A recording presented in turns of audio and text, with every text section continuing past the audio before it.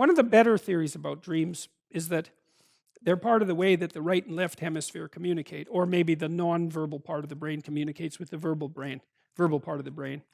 And so the non-verbal part of the brain, which is less differentiated and thinks more globally, is looking for patterns and anomalies in the world, things that don't fit well with the current way of conceptualizing the world, things that make you anxious and uncertain.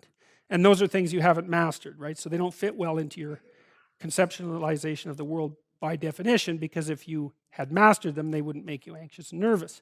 And so the nonverbal parts of your brain are like an alarm system. They're looking around for places where you're probably wrong.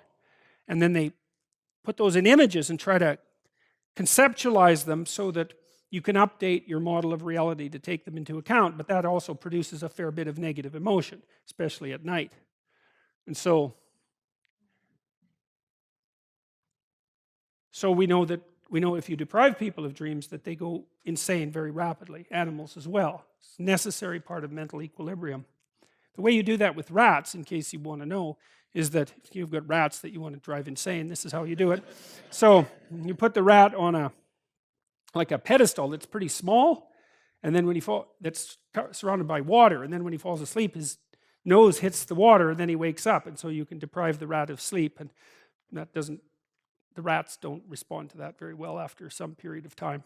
So that's one of the ways that that's been discovered. But anyways, the dream does seem to be an update mechanism. And so if you have a very powerful dream, like a nightmare, especially if it's repeating, it's like something is trying to hammer on the door that needs to be let in.